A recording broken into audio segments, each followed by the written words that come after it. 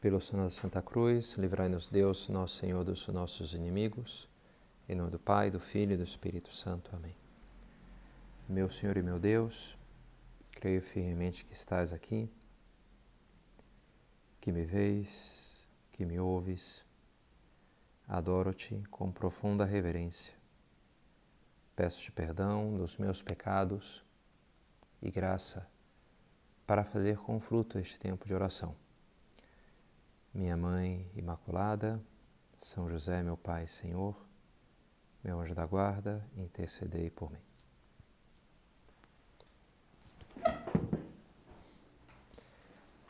Lembro, há 20 anos atrás, na virada do século, chegou, acho que por e-mail, notícia de uma votação que estava fazendo a revista Time para eleger o homem do século. E há um alerta, um alarme que chegava, que estava bem cotado Hitler, enfim, outras pessoas, outras personalidades, algumas mais do bem, digamos assim, né? Mas havia uma certa movimentação para que se elegesse Jesus Cristo, também estava bem cotado, né? Jesus. Me chamou a atenção, não lembro se votei ou não, mas é interessante, né? O homem do século, Jesus Cristo, tudo bem, Joseph Hitler também, né? Com tudo que ele fez, poderia escolher alguém que fez coisas boas, né? Não só que fez. Mas interessante, né? Jesus viveu há 20 séculos atrás, no entanto, também havia ali uma movimentação para que fosse eleito também o homem do século XX. De fato, né? Ele descreve, né? 2020 AD, Anno Domini, ano do Senhor. Antes de Cristo, depois de Cristo, tudo é de Cristo, né? Porque ele divide a história. E por mais que nasceu e caminhou por essa terra há 20 séculos atrás, ainda está aqui presente, está vivo e influencia, e sem dúvida é a pessoa mais importante do mundo, o homem mais importante do mundo. Escreve em Caminho, São José Maria: aviva a tua fé, não é Cristo uma figura que passou, não é uma recordação que se perde na história. Vive, Jesus Christus eri et hodie, ipse et in secula, de São Paulo. Jesus Cristo ontem e hoje e sempre. Ontem, hoje e sempre. Ele mesmo prometeu, são as últimas palavras do Evangelho de São Mateus, né? Ide por todo mundo, pregar o Evangelho e tal. Eis que eu estou convosco todos os dias até o final dos tempos. Assim termina o Evangelho de São Mateus. Ou São Marcos, agora estou na dúvida. Ego vobiscum sum, homem busievos, usque ad consumationem seculi. Estarei convosco todos os dias até a consumação dos séculos. Recentemente um rapaz me dizia que é a frase do Evangelho que ele mais gosta e cita assim em latim também. Jesus prometeu isso, né? E o que ele prometeu, ele cumpriu, né? Eu estarei convosco todos os dias, todos os séculos, todos os anos. E como é que Jesus cumpre essa promessa? Onde que ele está? Como que ele ficou entre nós? Na sua memória? Sim. Nos seus ensinamentos? Sim. Mas mais do que isso, na sua igreja? Bem. Mas de uma maneira muito poderosa, de muitas maneiras Jesus ficou, né, no Evangelho, mas de uma maneira muito forte ficou na Eucaristia, com esse sentido, né, que a gente se coloca diante do sacrário e começamos a nossa oração dizendo: creio firmemente que estás aqui, o Senhor está aqui. Quando o sacerdote eleva a hóstia na missa e diz: et agnus Dei, eis o Cordeiro de Deus que tira o pecado do mundo, está aqui na minha mão, né? Como São João Batista apontou para Jesus, eis o Cordeiro de Deus, né? O sacerdote volta a cada missa a indicar, ter essa função do João Batista, né? Aqui, está aqui, está aqui. Então, depois de refletir na primeira meditação sobre a centralidade da figura de Cristo, essa amizade que estamos chamados a ter com Ele, vamos agora aprofundar nesse mistério maravilhoso da Eucaristia, né? Dá para a gente sempre, né? Tirar mais coisas desse sacramento incrível, né? Magna nobiscum Domini, Li uma vez uma capela medieval que colocou essas palavras junto ao presbitério, dessas palavras dos discípulos de Emaús: fica conosco, Senhor, Cristo ressuscitado, né? Que eles nem sabiam ainda, com toda certeza que era Jesus, mas gostavam de estar junto dele, né? Porque eles faziam arder o coração. Eles disseram isso: Mane nobiscum, fica conosco, Senhor. Mane nobiscum Domine. E nessa capela colocaram, um pouco fora de contexto, mas essas duas frases. De um lado, Mane nobiscum Domine, ego vobiscum sum, omnibus diebus usque et consumatione in seculum. Eis que estarei convosco todos os dias. E as duas no presbitério, e as duas ao redor do sacrário, né? A vontade dos cristãos de não deixar o Senhor ir embora, de estar com Ele, e a resposta dele: não, eu estou aqui, que se dá sobretudo na Eucaristia, né? Então vamos refletir, é um tema também muito bom, assim, me parece, para o tempo pascal, para pensar nessa presença de Jesus, né? Jesus que está vivo. Se o tempo da Quaresma é muito bom para a penitência e para essa ausência de Deus, porque que produz os meus pecados, o tempo de Páscoa é especialmente bom para fomentar esse trato, esse carinho, essa devoção, e me parece especialmente a Eucaristia. E me parece que nesse tempo de confinamento, né, que muitos estamos vivendo, pode ser a ocasião também, um pouco essa carência da Eucaristia, né, essa distância, para que a gente medite no nosso amor, no carinho, na devoção. Devemos ter esse sacramento. E pensava fazê-lo, sobretudo, através de 3 atitudes: fé, reverência e devoção, ou carinho, né? Fé, reverência e devoção. Primeiro, fé, ter fé. Visus tactus gustus in te fallitur. Set audito solo tutto creditor, diz a oração, o hino Adoro te devote de Santo Tomás de Aquino. O viso, a visão, o tato, o gosto falham contigo. Dizem outra coisa, que não és tu. Mas a audição, sim, me diz que és tu que está aí, né? E eu creio, portanto, naquilo que eu escutei. Eu creio, portanto, nas tuas palavras. Nil hoc verbo veritatis verius, né? Nenhuma palavra é mais verdadeira do que essa palavra de verdade. A palavra que é a palavra do Verbo de Deus encarnado, né? E é importante que a gente afirme, porque muitos dados nos criticam isso, nos levam a pensar diferente, né? Já os protestantes, na verdade, quando vão um pouco reinventar um pouco a religião cristã, das primeiras coisas que jogam fora é isso daí, né? Porque a presença real de Cristo na Eucaristia, não é uma presença real, é um símbolo, é uma memória. Daqui a pouco já, então vamos mudar o vinho por suco de uva. De vez em quando a gente faz aqui a ceia do Senhor. O que importa mesmo é ler o Evangelho, já aquilo esvazia. Porque é algo muito chocante, não é verdade?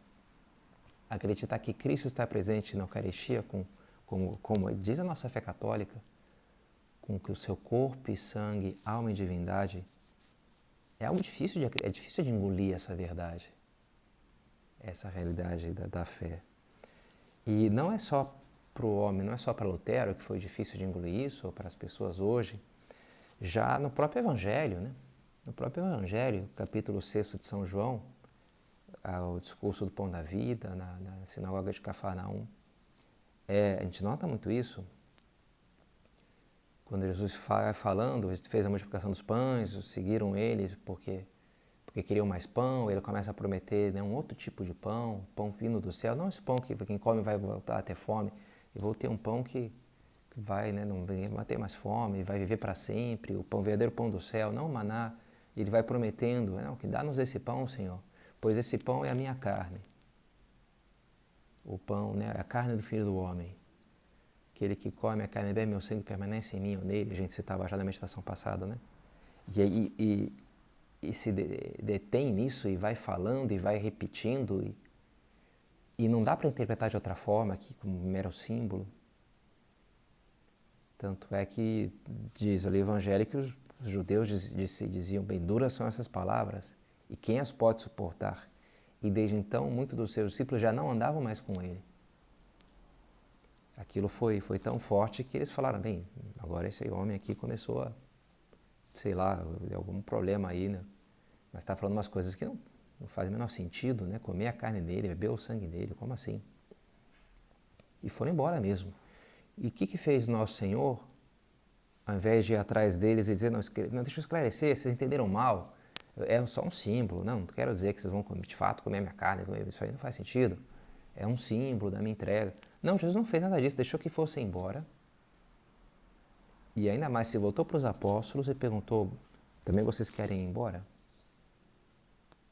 E os apóstolos um pouco perplexos, sem saber o que fazer, São Pedro, em geral, é um homem que tem mais iniciativa, se adiantou, não, Senhor, a quem iremos? Só tu tens palavras de vida eterna. E então ficaram, como é lógico, né?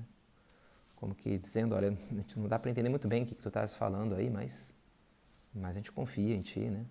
E vão entender só mais tarde, na última ceia, quando Jesus vai tomar o pão e dizer, este é o meu corpo, tomar e comer, e tomar o cálice com isso, é o cálice do meu sangue, tomar e todos e beber.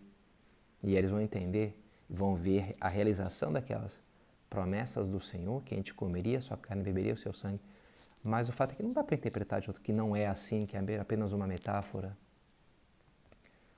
É muito interessante, o Scott Hahn, esse norte-americano, se converteu ao catolicismo na base de estudar a Bíblia, e ele estava dando um curso sobre o Evangelho de São João, e chegou no capítulo 6 de São João, e foi lendo lá o texto em grego, e ele não conseguia entender aquilo sem chegar à conclusão da presença real de Nosso Senhor, e isso vai contra a fé de todos os protestantes, né? Então, e o que ele fez lá no curso que ele estava dando, lá na igreja lá, Batista, acho que ele era da igreja Batista nessa época, e ele pulou o capítulo 6 de São João, do 5º e passou para o 7º, né?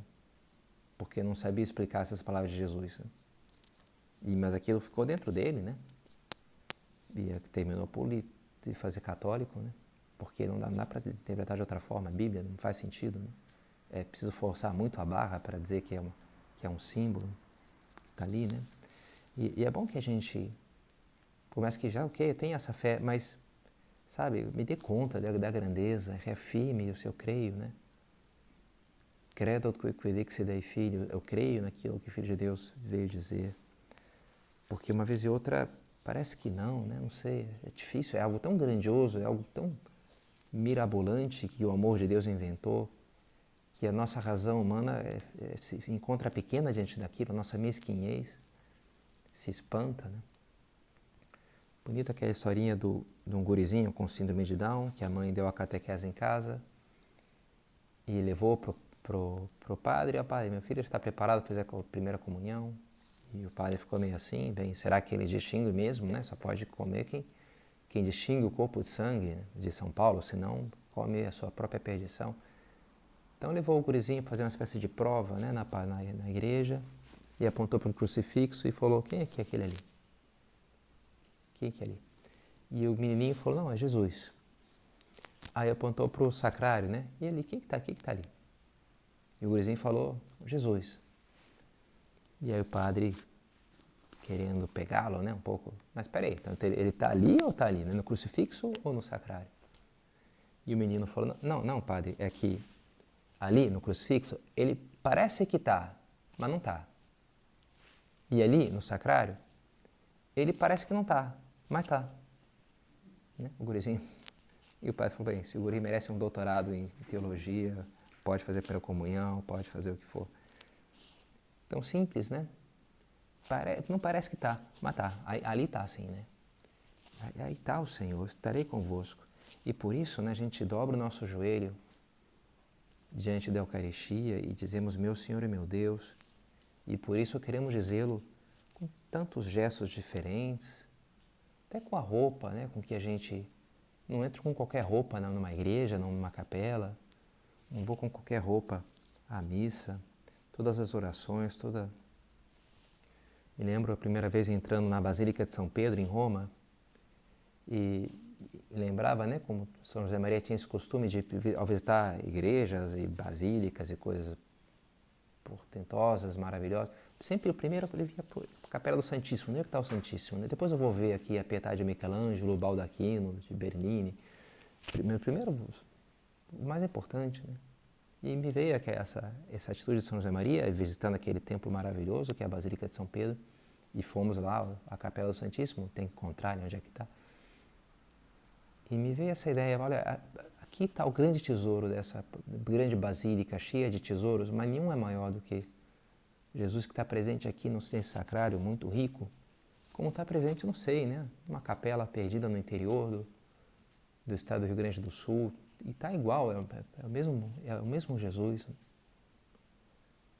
E esse é o grande tesouro da igreja. Jesus que está presente aqui no sacrário. Uma vez li aqui, o que é ter presença? Uma pessoa que tem presença. Todo mundo tem presença, no sentido óbvio da palavra, mas a gente usa num outro sentido também, né? A pessoa tem presença, assim, né? E uma definição que dá, quando alguém entra, uma pessoa que entra no ambiente, o ambiente muda. Uma pessoa que tem presença, ela entrou ali, mudou o ambiente, afetou o ambiente de alguma maneira, né? Alterou. Jesus tem, se alguém tem presença é Jesus, na verdade. E que bom se a gente se abrisse para deixar nos afetar, deixar nos transformar pela sua presença. E a gente se abre a partir da fé, só quando a gente tem fé. Pedir isso, né? Peter Kreeft, também ele converso, dizia que no caminho da sua conversão, quando ele começou a lidar com a coisa da Eucaristia, ele se deu conta, bem, os católicos são os idólatras mais absurdos, porque idolatram o pão, um pedaço de pão, não é nem uma imagem de um bicho, sei lá, né, uma coisa, ou nem o sol. Ou eles são os grandes idólatras, ou nós protestantes, ele era, acho que calvinista, a gente está perdendo o grande meio de união com Deus, transformamos um casamento numa amizade por correspondência. Interessante, né? O casamento, isso, a entrega dos corpos, de uma maneira fecunda e maravilhosa, né? Que é o casamento. A gente transformou numa correspondência, uma amizade por e-mail ali, nem havia pessoa, nem tive, mora do outro lado do planeta, né? Que é isso, que seria a Eucaristia como um símbolo, né? Apenas uma recordação, uma coisa remota. E quando é uma entrega de corpos, né? Uma coisa corporal maravilhosa, né?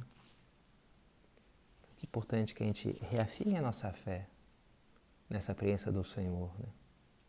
Também hoje com as igrejas meio vazias, né? Com as missas com pouquíssima gente, né? Creio que estás aqui, seja quando temos a sorte de estar de fato fisicamente perto ao Santíssimo, seja quando estamos remotamente, o adoramos pela tela do computador, pela tela da televisão. Creio que estás aí, Senhor. Reafirmemos a nossa fé. Escutei de um muçulmano que acompanhava lá, mora numa dessas cidades, e era Corpus Christi, e deu a procissão de Corpus Christi, e ele era amigo de um católico, e viu passando aquela procissão, e com toda a sua pompa, e enfeites, e carros, e pessoas com roupas especiais, e flores, e atrás ali o bispo, né, carregando a custódia com o Santíssimo. E aquele muçulmano falou, mas me parece absurdo, né, que vocês, sei lá, se ajoelhem só porque é um bispo passando ali. E o seu amigo católico explicou que, na verdade, a gente não está se ajoelhando para o bispo, né? A gente está se ajoelhando para a custódia, para o Santíssimo. Ah, é? Como assim? Não, porque a gente acredita que está Jesus Cristo, que é Deus. E está ali, né, em corpo e sangue, alma e divindade, de uma maneira fisicamente escondido sobre as espécies sacramentais, mas está realmente presente. E o muçulmano arregalou o olho e falou, bem, se eu acreditasse nisso, eu não só ajoelhado, mas estaria prostrado por não ousaria levantar a cabeça, né? Interessante, né? Os muçulmanos têm um sentido de reverência, assim, diante do sagrado, e que a gente deveria admirar, me parece, né? Eu admiro, assim, e querer fomentar, de fato, essa atitude de reverência, essa segunda atitude que eu queria falar, né? Fé, reverência. Já os apóstolos, diante de Nosso Senhor, na despedida na Galileia, se ajoelham, onde eu adoro, né? O verbo grego significa isso, né? Dobrar o joelho e ao mesmo tempo adorar. diante de Jesus, né? Que já está claro que é Deus. Já antes na barca, verdadeiramente tu és o Filho de Deus. E a gente adora o Senhor e só Ele, João, quando também o próprio João se ajoelha diante de um anjo no Apocalipse, porque está tão embevecido pela beleza, né, divina daquele anjo, e o anjo lhe reprova, não faças, adora a Deus, né, não a mim, mas a Deus diante de mim. Jesus deixa que dobrem o joelho diante dele, não faz como um anjo, porque ele é mais do que o anjo, né? Aqui está, quem é maior do que Jonas, quem é maior do que Salomé. Quando a gente tem a bênção com a relíquia de um santo, e a veneração de uma relíquia de um santo, a gente, em geral, não está de joelhos. E se recebe a bênção de pé. E tem uma série de mudanças, até no incenso. O Santíssimo é de joelhos. Bem, aqui está Deus. Não é só um objeto mais ou menos sagrado, não é? Não, é o próprio Cristo vivo. E a gente se prostra como se prostra a liturgia da igreja representada no Apocalipse. Os anciãos diante do Cordeiro imolado, que é digno de abrir o selo. E a gente deve fomentar essa atitude, portanto, da reverência, da adoração. Essa há de ser a nossa resposta a toda essa entrega maravilhosa de amor de Cristo presente na Eucaristia, né? Adoro-te, devota, e lá tens deitas. Adoro-te com devoção, Deus escondido. Porque és tu, eu sei que estás aqui, tu. Né? Acho bonito um diálogo imaginado por São Pedro Gilhão de Aimar, é um grande santo da Eucaristia, entre a majestade de Cristo e o seu Sagrado Coração. Curioso, né? Entre duas partes de Jesus, né? Duas maneiras como ele se apresenta na realidade, né? A sua grandeza e majestade e o seu amor. Entre a justiça divina e o seu carinho por nós. E mais que um diálogo, é quase uma discussão. E Jesus, então, um pouco está debatendo consigo mesmo, ele vai voltar para o Pai, mas também quer estar com os seus. Eu estarei convosco, não vos deixarei órfãos. E a majestade como que se rebela diante dos planos do Senhor.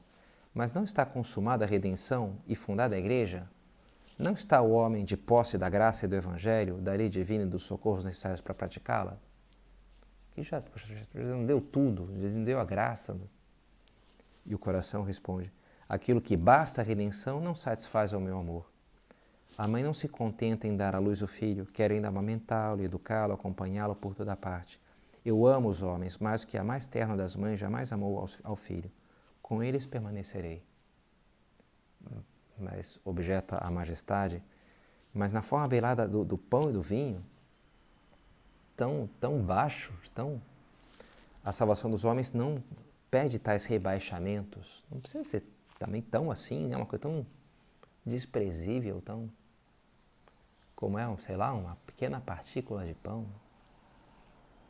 E o coração responde que é preciso que eu vele a minha glória, esconda, para que essa não ofusque as pessoas, como Moisés, né, usava aquele véu no seu rosto para facilitar o caminho. Também eu quero facilitar o caminho e abraçar, portanto, essa humilhação, né, por humildade, por amor, para me doar. E a majestade pergunta, mas como vai se perpetuar essa presença, esse sacramento? Através de um sacerdote, um reles mortal, dará ordens ao Espírito Santo e ao Filho de Deus, levando para lá e para cá, e às vezes cometendo sacrilégios e fazendo, né, tratando de qualquer jeito, como infelizmente às vezes acontece, né? Essa presença do Senhor que é tão desrespeitado, tão maltratado. E o coração responde, sim, irei aonde for preciso, obedecerei a quem for. E diz a majestade, mas pelo menos um templo digno, sacerdotes santos, recebido por pessoas minimamente puras, castigando as demais. O Padre Francisco Fausto dizia, né? Uma pena como hoje em dia há tantas nas nossas igrejas, tantas comunhões e tão poucas confissões. Na verdade, se perdeu o costume de confessar, por um lado, e a comunhão é algo bem normal, vai lá e comunga. Precisa ter preparado? Ah, preparado? Como assim? Não, vai lá, né? Uma maneira mais de participar da missa, né? Não vou comungar, né? Parte, um rito nem me preocupa se eu estou preparado ou não, sempre estou preparado, né? E olha, não é bem assim, né? E a majestade se revolta diante disso com razão. Como assim? A pessoa nem está preparada, nem confessa há anos. Para ela a comunhão ali, né? Uma coisinha assim, no menor sentido, vive em estado de pecado também há anos. E vai receber o Senhor assim, durante às vezes anos também, né? Recebendo indignamente o Senhor. E responde o seu coração: meu amor não conhece nem limites nem condições. Eu obedeci aos meus carrascos no Calvário. Se novos Judas vierem a mim, eu receberei ainda seu beijo infernal e lhes obedecerei.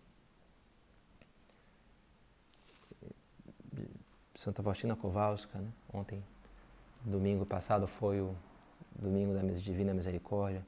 Num dos seus diários ela vê o inferno dos padres. Os padres podem ir para o inferno, né? Com certeza, né? Bem, já um dos primeiros bispos foi para o inferno, né? Que é Judas. Não sei se para dizer que chegou a ser bispo, porque ele foi.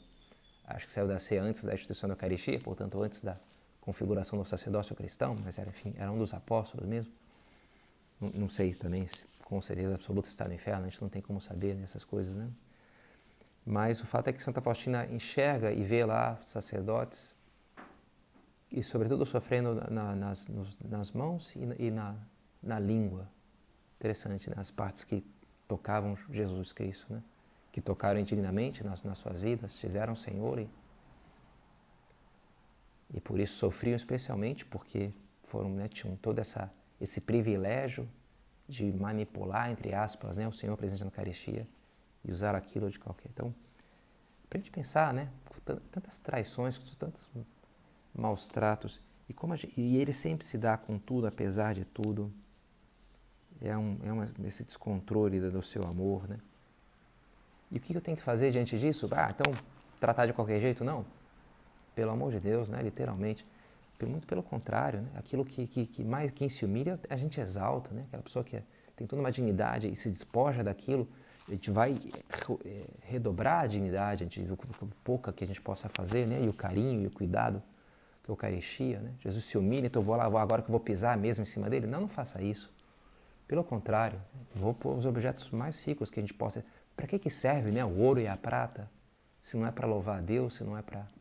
Vai ser para adornar, sei lá, né, uma senhora que tenha mais dinheiro aí. Pois, se ela quiser, ótimo, mas eu vou fazer o que está na minha parte para.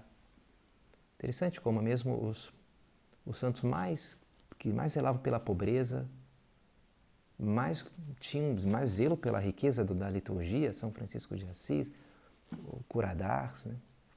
Tinha um zelo que para os paramentos mais ricos, é a coisa mais... Porque é o rei, né? Eu sou pobre, mas ele é rico, mas eu posso me vestir de qualquer jeito. Mas ele não vou pôr aqui porque o carinho pede isso, né?